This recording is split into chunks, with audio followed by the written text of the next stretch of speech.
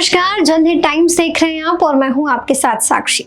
मारवाड़ का सियासी तापमान अक्टूबर के महीने में ही गर्म हो गया है। चुनाव सिर पर है और नेताओं में जुबानी जंग तेज हो गई है।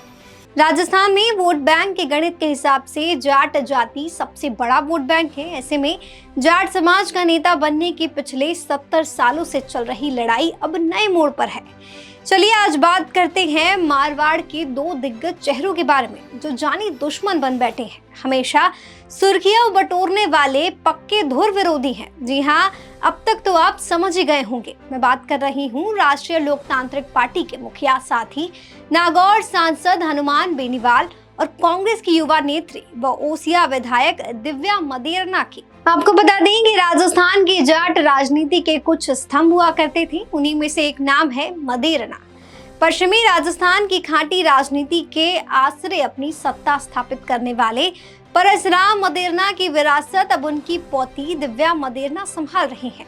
जिस दिन पुलिस के हाथ महिपाल मदेरणा तक पहुंची, उसी दिन से दिव्या मदेरणा ने अपनी मां के साथ कंधे से कंधा मिलाकर मोर्चा संभाल लिया था। एक बेटी के रूप में संघर्ष किया तो कभी एक सशक्त राजनेता के रूप में सामने आई। इसके साथ ही वो अक्सर अपने बयानों और तेवर की वजह से चर्चा में बनी रहती हैं। कभी अपने क्षेत्र में अधिकारियों को फटकारती नजर आती हैं, कभी जिला प्रमुख चुनावों में अपनी जिद पर अड़ी रहती हैं। वहीं दूसरी तरफ राजस्थान विधानसभा चुनाव 2018 से ठीक पहले राष्ट्रीय लोकतांत्रिक पार्टी बनाकर चुनावी मैदान में उतरे हनुमान बेनीवाल 3 विधानसभा सीटें जीतने में वह कामयाब हुए थे और तेजी से जाट लीडर के तौर पर उभरे और फिर आगे हनुमान बेनीवाल बीजेपी की मदद से लोकसभा चुनाव जीतकर केंद्रीय राजनीति में प्रवेश करने में कामयाब रहे। वहीं हाल ही में हनुमान बेनीवाल ने भरी सभा में सीडी प्रकरण का जिक्र करके मदेरणा परिवार के खिलाफ जंग की नई शुरुआत कर दी।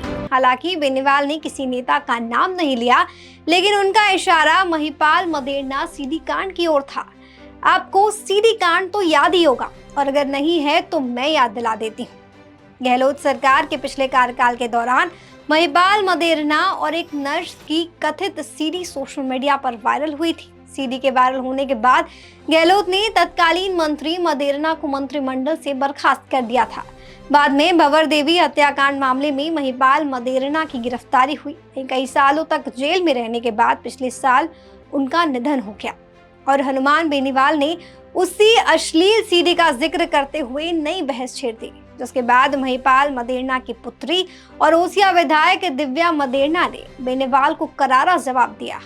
दिव्या ने कहा कि दम है तो व्यक्तिगत बयानबाजी के बजाय चुनावी मैदान में आकर आमने सामने लड़े।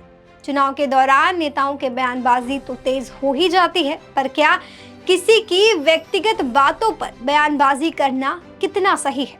इस पर आपकी क्या राय है? कमेंट सेक्शन में जरूर बताएं और अगर आपको ये वीडियो अच्छी लगी हो तो लाइक, सब्सक्राइब और शेयर जरूर करें और ऐसे ही देखते रहें जनहित टाइम्स।